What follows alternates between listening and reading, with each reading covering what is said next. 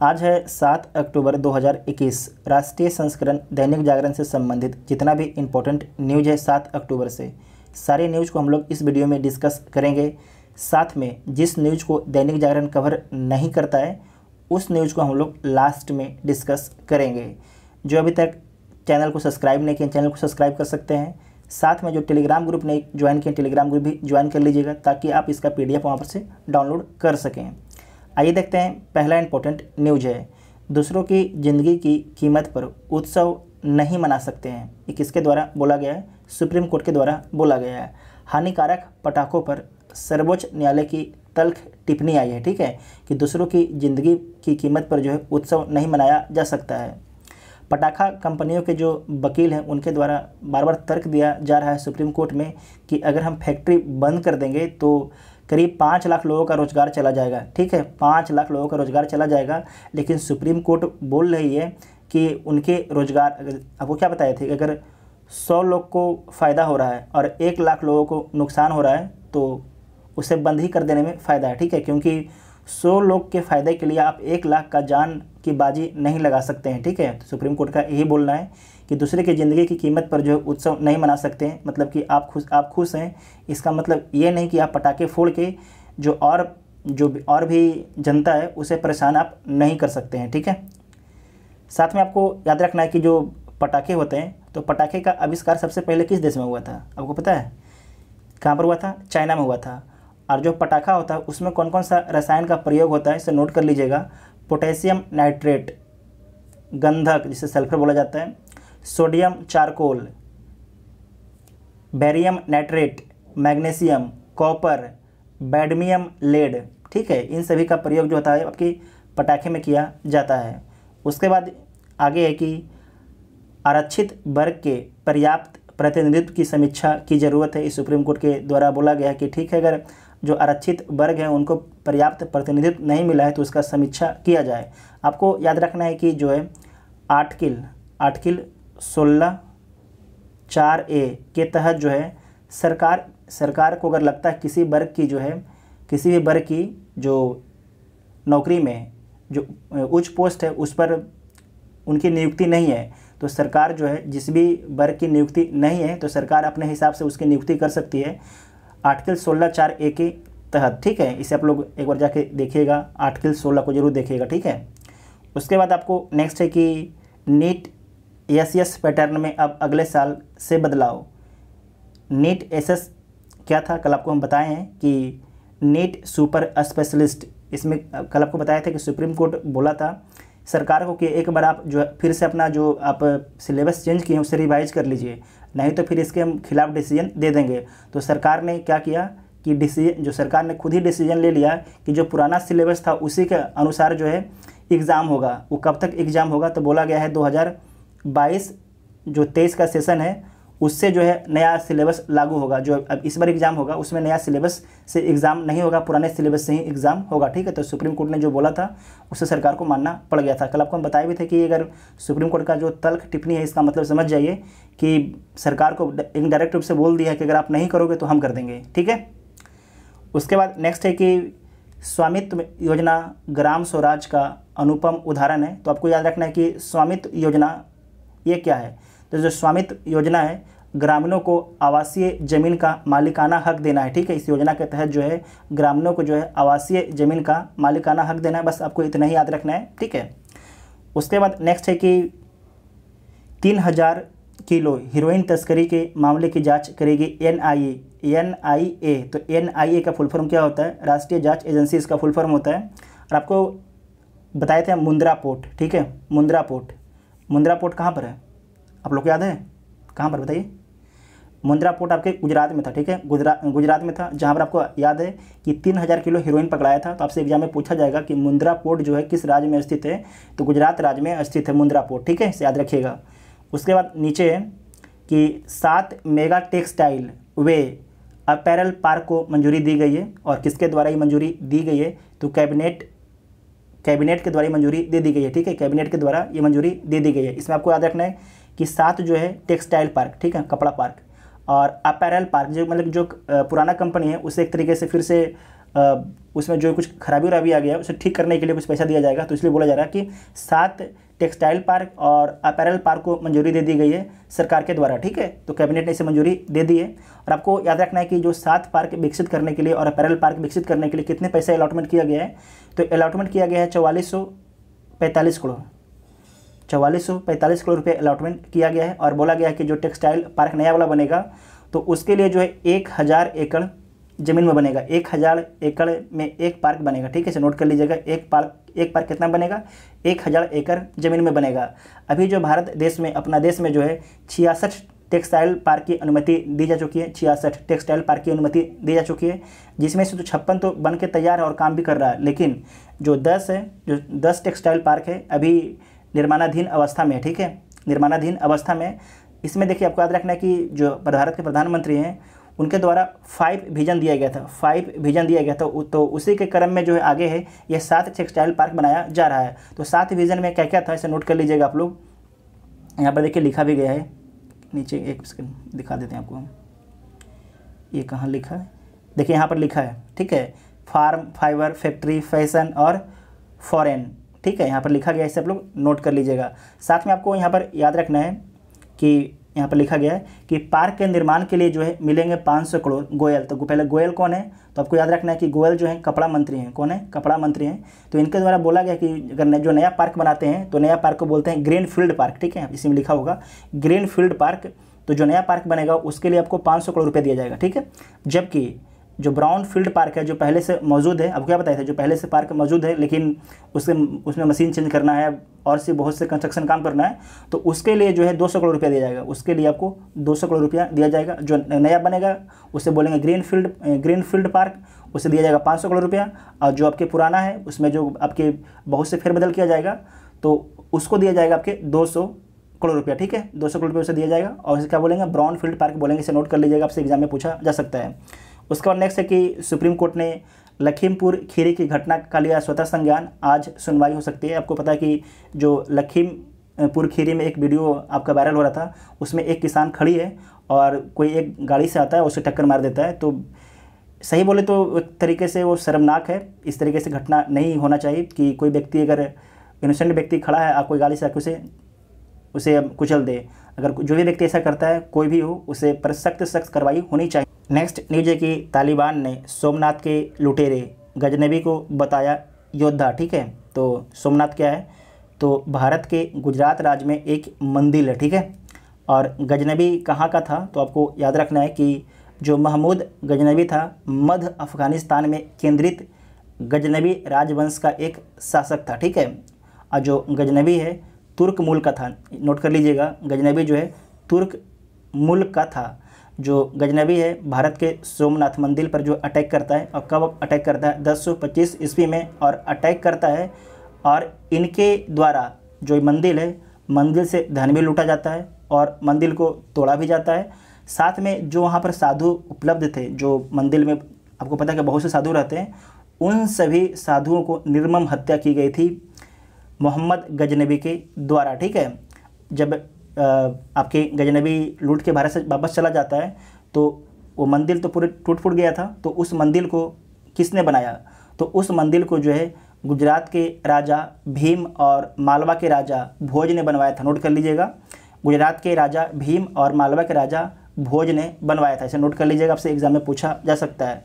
देखिए जो पाकिस्तान के प्रधानमंत्री हैं, उनके द्वारा जो अमेरिका में अटैक होता है 26/11, ठीक है, आपको याद होगा, वर्ल्ड ट्रेड पर, तो उसके मास्टरमाइंड ओसामा बिन लादेन को अपना देशभक्त बताते हैं। तो समझ सकते हैं उन लोग की मानसिकता कितनी गिरी हुई है।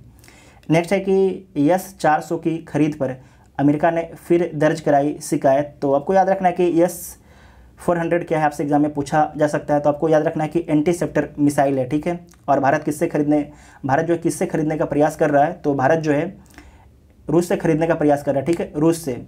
इसे विमान भेदी हथियार भी बोला जाता है, ठीक है। ये एंटीसेप्टर मिसाइल क्या होता है आपको बता देते हैं यहाँ पर। जैसे ये अपना देश भारत है, ये आपके पाकिस्तान है, ठीक है। एंटीसेप्टर मिसाइल कहाँ पर लगा हुआ है, दिल्ली में लगा हुआ है। और कोई पाकिस्तान से एक मिसाइल जो है दिल्ली के लिए लॉन्च हो गया कि दिल्ली को उड़ा देना है, ठीक है। लेकिन जैसे ही जो आपके S-400 है, इसे जानकारी लग गई कि कोई मिसाइल जो है दिल्ली को उड़ाने के लिए आ रहा है, ठीक है। जो आपकी शायद S-400 है, इसकी शायद रेंज आपकी करीब 500-600 किलोमीटर के आसपास इसकी रेंज है।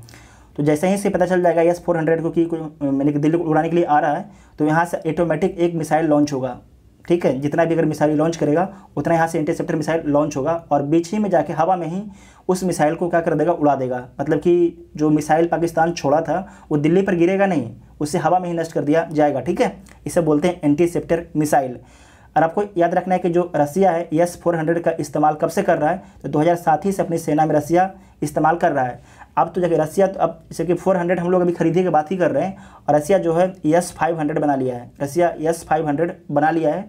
और यहाँ तक भारत जो है S-500 को खरीदने में भी इंटरेस्ट अपना दिखा रहा है, ठीक है। उसके बाद नेक्स्ट न्यूज़ देखिए, नेक्स्ट है कि स्वामित्व योजना ग्राम स्वराज का अनुपम उदाहरण। प्रधानमंत्री स्वामित्व योजना के तहत प्रधानमंत्री के तहत वितरित भू अधिकार पत्र, इसके बारे में आपको बता चुके हैं कि ये क्या है। ग्रामीणों को आवासीय जमीन का मालिकाना हक देता है प्रधानमंत्री स्वामित्व योजना, ठीक है। इसके बारे में भी आपको हम बता चुके हैं। उसके बाद नीचे आइए, नीचे में आपके लिखा हुआ है S-400 की खरीद पर जो है अमेरिका ने दर्ज कराई है शिकायत। और किसने, जो अमेरिका के किसने दर्ज कराई भारत के पास शिकायत, आपको याद रखना है कि जो उप विदेश मंत्री जिनका नाम है बेडी सरमन, और किसके पास ये शिकायत दर्ज कराई गई है, तो भारत के जो विदेश सचिव हैं हर्षवर्धन सांगला, उनके पास दर्ज कराई गई है, ठीक है। तो इतना आपको याद रखना है। और आप लोग याद रख सकते हैं कि जो अमेरिका के राष्ट्रपति हैं उनका नाम क्या है, तो उनका नाम है जो बाइडेन साहब, ठीक है। जो बाइडेन किस नंबर के राष्ट्रपति हैं, 46वें नंबर के। और उपराष्ट्रपति कमला हैरिस हैं, किस नंबर के हैं, 49वें नंबर के, ठीक है। उसके बाद है कि हित पर आई आँच तो चीन का करेंगे मुकाबला, बेडी सरमन जो आपके उप विदेश मंत्री हैं, इनके द्वारा बोला गया है। उसके बाद है कि रिश्ते मजबूत करने आज भारत पहुंचेगा नेपाली प्रतिनिधिमंडल, ठीक है। नेक्स्ट है कि आरक्षित वर्ग के अपर्याप्त प्रतिनिधित्व की समीक्षा की जरूरत है। नौकरियों में प्रमोशन में SC/ST कर्मचारियों को आरक्षण का मामला है। केंद्र ने कहा कि SC/ST के प्रतिनिधित्व के बारे में 2 दिन में दाखिल करेंगे हल्फनामा। सुप्रीम कोर्ट में दाखिल करने के बाद जो सुप्रीम कोर्ट के आगे बातचीत करेगी उसका हम लोग डिस्कस करेंगे। आपको कल बता चुके थे कि जो SC है और ST है, तो SC के जो है कितने सीट आपके आरक्षित है लोकसभा में, तो आपको बता चुके हैं कितने, 84। और ST कितने, 47। दोनों नोट कर लीजिएगा, एग्जाम में पूछा जाता है। उसके बाद नेक्स्ट है, इंपॉर्टेंट है ये, SC/ST के लिए खुलेंगे 75 विज्ञान व तकनीक नवाचार केंद्र। इसे नोट कर लीजिएगा, आपसे एग्जाम में पूछा जा सकता है कि SC/ST के लिए जो है कितने विज्ञान व तकनीक नवाचार केंद्र खुलेंगे, तो 75 खुलेंगे, ठीक है। 75, इसे नोट कर लीजिएगा, आपसे एग्जाम में पूछा जा सकता है, ठीक है। जैसे कि रामायण धारावाहिक में लंकेश बने अरविंद त्रिवेदी का निधन हो गया है, तो इनका नाम आपको याद रखना है कि अरविंद त्रिवेदी नाम था जो लंकेश का रोल किए थे, ठीक है। इनका चेहरा हम सभी को दिमाग में हमेशा रहता है, ठीक है। तो इसे आप लोग याद जरूर रखिएगा क्योंकि इनका डेथ हो गया है, तो एग्जाम में पूछा आपसे जा सकता है। नेक्स्ट न्यूज है कि भारतीय चीनी बढ़ाएगी एशियाई देश की मिठास, अन्न उत्पादक संकट में चीनी निर्यात की बढ़ती संभावना, गन्ना किसानों व घरेलू चीनी उद्योग के लिए बड़ा मौका है। आपको पता है कि जो ब्राज़ील से चीनी का आयात करते थे थाईलैंड और बांग्लादेश, लेकिन ब्राज़ील में जो है चीनी का डिमांड ज़्यादा हो गया है, तो ब्राज़ील जो है चीनी का बहुत कम निर्यात करेगा। उसके कारण जो है, और साथ में जो थाईलैंड है, थाईलैंड में सूखा भी पड़ गया है, तो अब जो है थाईलैंड भारत से चीनी आयात करेगा और बांग्लादेश भी भारत से चीनी आयात करेगा। बांग्लादेश भारत का पड़ोसी था, फिर भी चीनी ब्राज़ील से मंगाता था, लेकिन इस बार जो है उसे भारत से ख़रीदना ही पड़ेगा मजबूरी में। उसके बाद नेक्स्ट है कि आइसक्रीम पर लगेगा 18% GST, तो ठीक है, बस जान लीजिए, आप लोग जानने वाला न्यूज़ है। उसके बाद नेक्स्ट है इंपॉर्टेंट न्यूज़ है कि कुछ माह तक रह सकता है कोयला संकट। देखिए भारत में भी बोला जा रहा है कि कोयला संकट उत्पन्न हो जाएगा, तो क्या क्या कारण उसके पीछे है, तो आप कारण नोट कर सकते हैं। पहला कारण है कि औद्योगिक खपत, जो कोरोना काल में जो उद्योग थे सुस्त पड़ गए थे, लेकिन जैसे ही कोरोना के जो वैक्सीन बना उसके बाद लगातार जो उद्योग में तेज़ी आ गई। जब उद्योग में तेज़ी आ गई तो कोयले की खपत की मांग बढ़ गई, लेकिन जो कंपनी थी उन्होंने उत्पादन ज़्यादा करने के प्रयास में बिजली का ज़्यादा इस्तेमाल करने लगे, तो उसका एक कारण है कि औद्योगिक खपत बढ़ गई। और दूसरा कारण है कि निजी खपत भी बढ़ गई है, जो व्यक्ति हैं उनकी निजी खपत भी बढ़ गई है। साथ में तीसरा एक बड़ा कारण है कि भारत में वर्षा बहुत ज़्यादा हुआ, वर्षा होने के कारण जो कोयला की माइंस खदान है वहाँ से उसका खनन नहीं हो पाया, ठीक है। उसके कारण एक कारण भी है। चौथा एक कारण है कि सौभाग्य योजना, इसे नोट कर सकते हैं आप लोग। सौभाग्य योजना, जो सौभाग्य योजना ये क्या है, तो ये था कि सरकार का स्कीम है कि जो गरीब लोग हैं, बीपीएल परिवार हैं, उनको फ्री में कनेक्शन देना, फ्री में बिजली कनेक्शन देना। और देखिए फ्री में जब बिजली कनेक्शन उनको दिया जाता है तो बोला जाता है कि आपको सिर्फ एक बल्ब जलाना है, आपको सिर्फ एक बल्ब जलाना है। लेकिन जो सौभाग्य योजना वाले थे, इन लोगों ने क्या किया कि इन लोगों ने एक बल्ब नहीं जलाया, इन लोगों ने टीवी खरीद लिया, इन लोगों ने एसी खरीद लिया, इन लोगों ने जो भी ने कि इन लोगों ने ऐसा ऐसा इक्विपमेंट खरीद लिया जिससे कि बिजली की खपत बढ़ गई। उसके कारण भारत में भी ये 4 कारण है भारत में इसका संकट आने का, ठीक है। साथ में आपको याद रखना है कि भारत में जो उद्योग कितना परसेंट बिजली इस्तेमाल करता है 100% में से, तो 42% आपके उद्योग इंडस्ट्री इस्तेमाल करते हैं, जबकि घरेलू में कितना इस्तेमाल होता है, तो 25% जो है घरेलू उपयोग के लिए बिजली का इस्तेमाल किया जाता है, ठीक है। साथ में आपको याद रखना है कि जो भारत के जो मंत्री हैं उनके द्वारा, एक मंत्री के द्वारा भारत में बोला गया कि भारत के पास जो है कोयला मात्र अब 4 दिन का बचा है। कितने दिन का? 4 दिन का कोयला बचा है। तो भारत जो है किसी तरीके से ऑस्ट्रेलिया से कोयला खरीदने का प्रयास कर रहा है। और साथ में जो भारत की कंपनियां हैं जो कोयले की खनन करती हैं, उन्हें भी बोला गया है कि आप कोयले खनन में तेज़ी लाइए, ठीक है। और देखिए भारत में बिजली कट तो खैर लगेगा ही, इसमें कोई शक नहीं है, भारत में बिजली कट लगेगी। लेकिन ये जो जैसे कि आपके चाइना में जितना ज़्यादा लग गया बिजली कट, वैसा नहीं लगेगा, लेकिन भारत में बिजली कट होगा, ठीक है। तो आप लोग सतर्क पहले से रहिएगा, ठीक है। उसके बाद देखिए नेक्स्ट है कि उसके बाद 15 रुपये और महंगा हुआ रसोई गैस का सिलेंडर। आपको बता चुके हैं कि अब गैस और जो तेल है उसका दाम घटेगा नहीं, जहाँ तक लगातार बढ़ते जाएगा, क्योंकि इंटरनेशनल मार्केट में भी जो आपके कच्चा तेल है उसका दाम बढ़ रहा है। और साथ में जो गैस है, बोला जा रहा है कि गैस जो चाइना इतना ज़्यादा गैस खरीद रहा है कि जो वर्ल्ड की जो आपके मार्केट है उसमें गैस का दाम बूम कर गया है, ठीक है। तो भारत पर भी उसका प्रभाव पड़ेगा। नेक्स्ट है कि चीन पर कम आश्रित सेक्टरों के लिए निर्यात के बड़े मौके मिल जाएंगे। जो कंपनियां कच्चे माल के लिए जो है चीन पर कम निर्भर हैं, उन्हें बड़ा लाभ मिलने की उम्मीद है, जिसमें गारमेंट है, फुटवियर है, फर्नीचर है जैसे सेक्टर को जो है लाभ मिल सकता है। क्योंकि आपको पता है कि चीन में अभी आपको तुरंत बताएं कि चीन में बिजली क्राइसिस हो गया है, ठीक है। तो जो भी अगर कंपनी अगर चीन पर निर्भर थी तो उनका एक तरीके से आयात रुक जाएगा चीन से, तो उनकी उत्पादन क्षमता प्रभावित हो जाएगी। लेकिन जो भी कंपनी चीन पर निर्भर नहीं थी तो आराम से तो उत्पादन करते रहेंगे। और ख़ासकर जो चाइना उस डिमांड को पूरा अब तो नहीं कर पाएगा, क्योंकि चाइना में बार बार बिजली कट लग रहा है। तो उस डिमांड को पूरा करने के लिए जो भारत की इंडस्ट्री है उनको फ़ायदा हो सकता है, ठीक है। उस डिमांड को भारत की जो इंडस्ट्री है पूरा कर सकती हैं। उसके बाद नेक्स्ट देखिए यहाँ पर लिखा गया है, कोयले की कमी से बिजली संकट के मुहाने प्रदेश। इसे आप लोग पढ़ सकते हैं। जो आपको हम सिर्फ बताएं हैं सारे पॉइंट उसी को यहाँ पर लिखा गया, ठीक है। जो आपको हम बताए हैं सारे पॉइंट आपको यहाँ पर लिखा गया है। नेक्स्ट है कि फिर सामने आई शैक्षणिक तंत्र की नाकामी। ये मामला क्या है? दिल्ली यूनिवर्सिटी में जो है, दिल्ली यूनिवर्सिटी में एडमिशन के लिए पहला कटअप जारी किया गया और कटअप कितना रहा? 100%। जिस भी बच्चे को 100% आया है उसी का एडमिशन होगा। जिसका अगर 99% भी आया है उस बच्चे का एडमिशन नहीं होगा, ठीक है।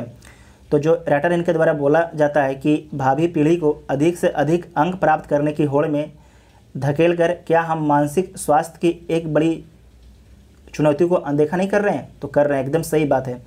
क्योंकि देखिए जिसका अगर मान लीजिए 95% भी आएगा उसका दिल्ली यूनिवर्सिटी में एडमिशन नहीं होगा। लेकिन जो राइटर बोलते हैं कि इनके समय में अगर जो व्यक्ति अगर 50-55% ला देता था तो उसकी वाहवाही होती थी, ठीक है। लेकिन अब अगर कोई 95-96% भी ला रहा है तो उसकी वाहवाही नहीं हो रही है। मतलब कहने का मतलब हुआ कि बच्चे को जो है नॉलेज के पीछे जो बच्चे के गार्जियन हैं नहीं भाग रहे हैं, सिर्फ भाग रहे हैं परसेंटेज के पीछे। जहाँ भी जाते हैं आप मेरे बच्चे को इतना परसेंटेज दिलवा दीजिएगा। अरे एक बार रुक के तो सोच लो भाई कि परसेंटेज ला के क्या करेगा ज़िंदगी में। अगर नॉलेज डेवलप करेगा तो कुछ ना कुछ तो कर ही लेगा, ठीक है। अब परसेंटेज कोई काम का नहीं होता है। इससे मेरा अपना पर्सनल राय है कि जो पटना यूनिवर्सिटी है पहले एग्ज़ाम से एडमिशन होता था पटना यूनिवर्सिटी में, तो जिस भी बच्चे का अगर 60% भी आया ना तो उसका एडमिशन वो बेचारे अपने एग्ज़ाम में क्वालिफाई करके करा लेते थे।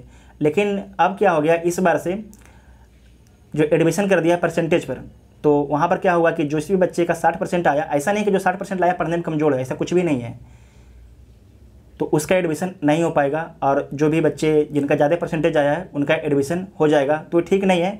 इसमें क्या होना चाहिए कि परसेंटेज के हिसाब से जो भी कॉलेज है, किसी भी भारतीय कॉलेज में एडमिशन नहीं होना चाहिए। जिसका भी एग्ज़ाम होना चाहिए इंट्रेंस के हिसाब से ही एग्ज़ाम होना चाहिए। आप लोग इस पर अपना राय लिख सकते हैं, ठीक है।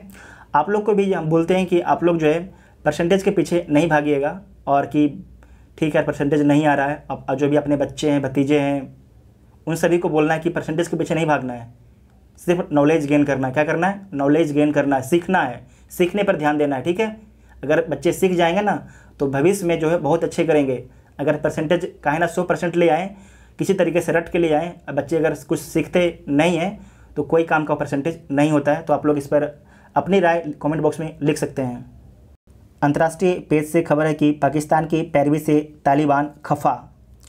इसमें कि तीखी तेवर कहा वह अपने घरेलू मामले में बाहरी दखल नहीं चाहते हैं। तो तालिबान के द्वारा बोला गया कि जो पाकिस्तान लगातार पैरवी कर रहा था कि जो तालिबान को मान्यता दे दिया जाए, तो इससे तालिबान बोलता है कि आप मेरे घरेलू जो मामला है उसमें हस्तक्षेप नहीं कीजिए, ठीक है।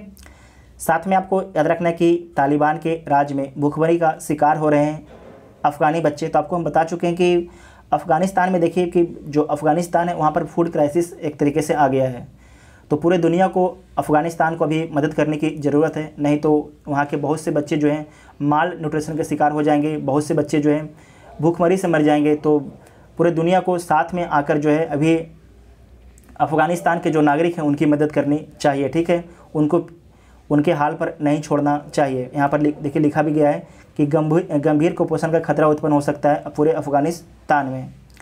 उसके बाद नेक्स्ट है कि भारत अमेरिका को जोड़ने वाली डोर बेहद मजबूत व गहरी।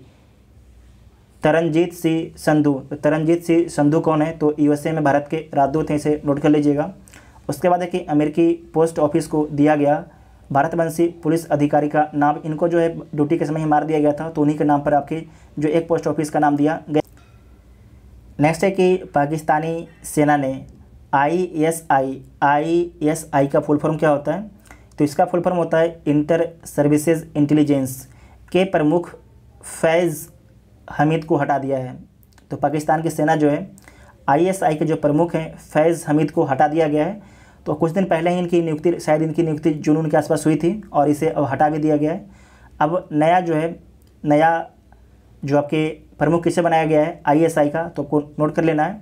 जो लेफ्टिनेंट जनरल अंजुम को जो है अब पाकिस्तान के आईएसआई का नया अध्यक्ष नियुक्त किया गया, इसे नोट कर लीजिएगा, इंपॉर्टेंट है। साथ में आपको याद रखना है कि जो पाकिस्तान के सैन्य प्रमुख हैं उनका नाम क्या है? तो जनरल कमर बाजवा, ठीक है, जनरल कमर बाजवा उनका नाम है। साथ में आपको याद रखना है कि जो पाकिस्तान के प्रधानमंत्री का नाम इमरान खान है, और राष्ट्रपति का नाम क्या है आप लोग बताइए कमेंट बॉक्स में। जो पाकिस्तान के राष्ट्रपति हैं उनका नाम क्या है आप लोग कमेंट बॉक्स में बताइएगा। और राजधानी कहाँ पर है? इस्लामाबाद राजधानी है, ठीक है। उसके बाद नेक्स्ट है कि भारत ने 106 किलोमीटर ट्रांसमिशन लाइन तैयार कर नेपाल को सौंप दिया है, तो इसे आप लोग पढ़ सकते हैं। कोसी लाइन के जरिए भारत लेगी पड़ोसी देश से बिजली, ठीक है। भारत बना के भी सौंपा आपके नेपाल को, और हम लोग उसी से बिजली भी खरीदेंगे, ठीक है।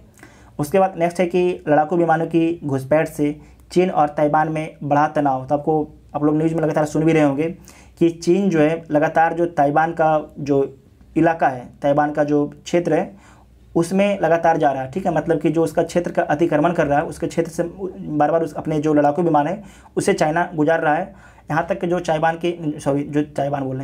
के जो विदेश मंत्री हैं उनके द्वारा बोला गया है कि हो सकता है कि जो चाइना है 2025 तक हमारे देश को ले ले। मतलब कि जो ताइवान के विदेश मंत्री हैं उनके द्वारा बोला गया कि चाइना हो सकता है 2025 तक हमारे देश को वो अपने अंदर ले ले, ठीक है। आपको पता है कि जो चीन है ताइवान को अपना हिस्सा मानता है वन चाइना पॉलिसी के तहत, ठीक है। वन चाइना पॉलिसी के तहत आपको हम बार बार बताते हैं कि भारत जो है ताइवान को देश नहीं मानता है, चीन को देश मानता है, ठीक है। अमेरिका भी चीन को ही देश मानता है, वन चाइना पॉलिसी को स्वीकार करता है, भारत भी स्वीकार करता है और अमेरिका भी स्वीकार करता है।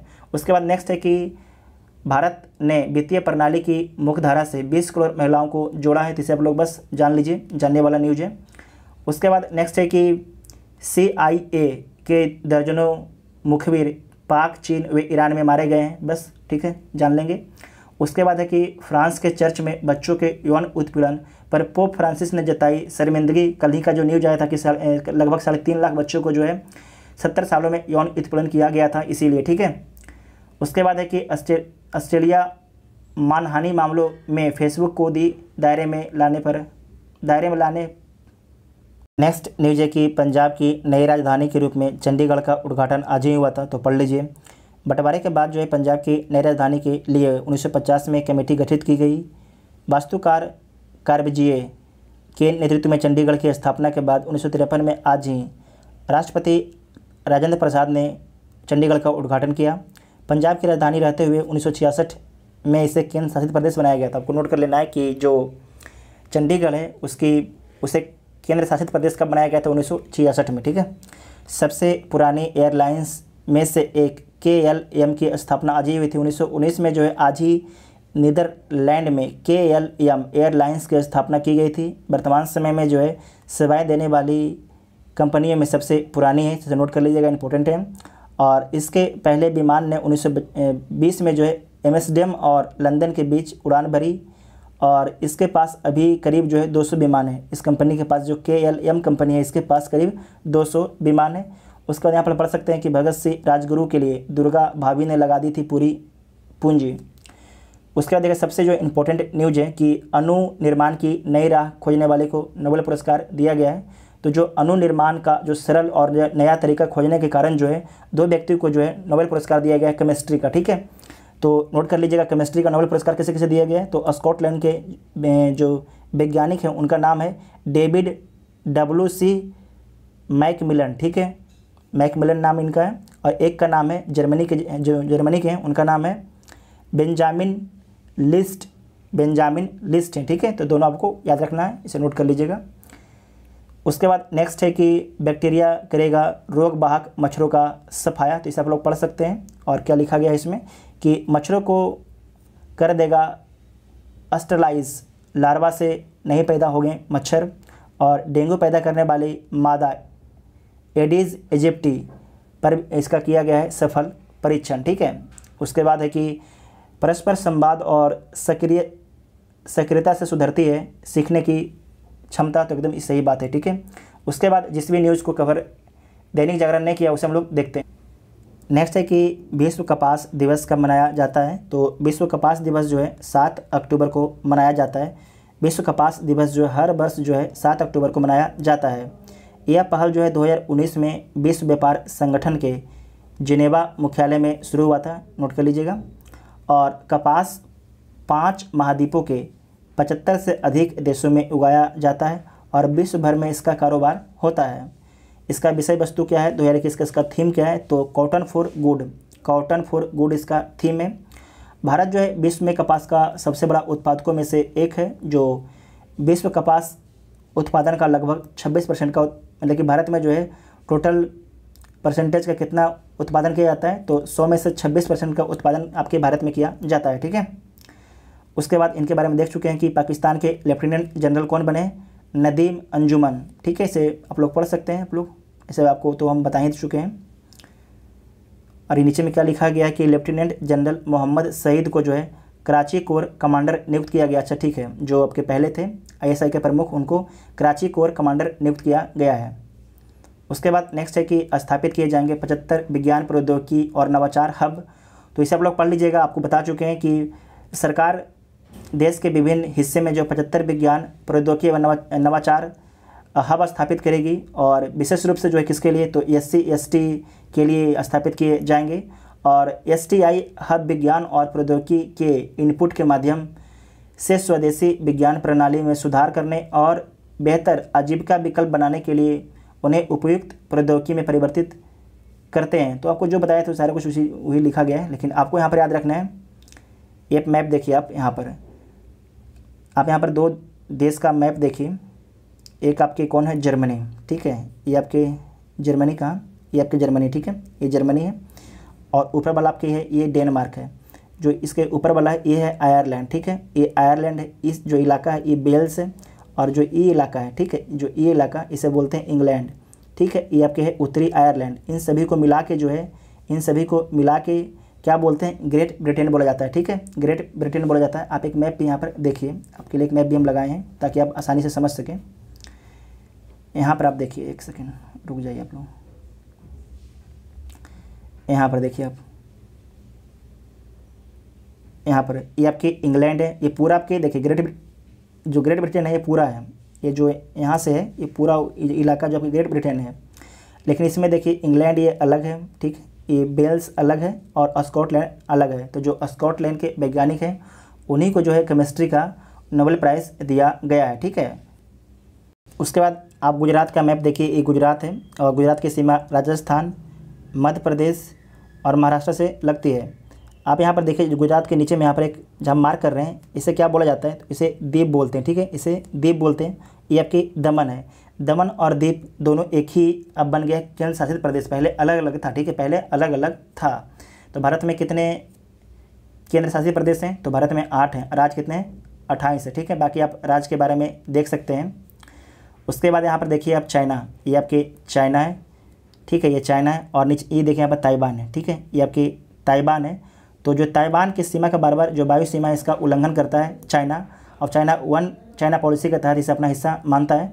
आप यहाँ पर देख लीजिए, ये आपके साउथ चाइना सी है। 9 डैश लाइन याद रखिएगा, जो 9 डैश लाइन है वो आपके साउथ चाइना सी में ही है। 9 डैश लाइन जो चाइना का ही देन है। 9 डैश लाइन बोलता है कि जो 9 डैश लाइन है, 9 डैश लाइन से जो अंदर वाला इलाका है वो मेरा पूरा है। और क्यों इसके बोलता है, आपको बता चुके हैं कि इस इलाके में बहुत ज़्यादा गैस और तेल है। ठीक है, यहाँ पर आप जापान देखिए, ये आपके जापान है। ये आपके यहाँ पर फिलीपींस है। ठीक है, ये आपके फिलीपींस है। ये आपके फिलीपींस सी है, इधर पैसिफिक ये प्रशांत महासागर है। यहाँ पर ये आपके अफ़गानिस्तान है, ये आपके पाकिस्तान है, ये ईरान है, ये आपके ओमान है, ये आपके एनम है। ठीक है, जो लगातार युद्ध से प्रभावित रहता है, गृह युद्ध से।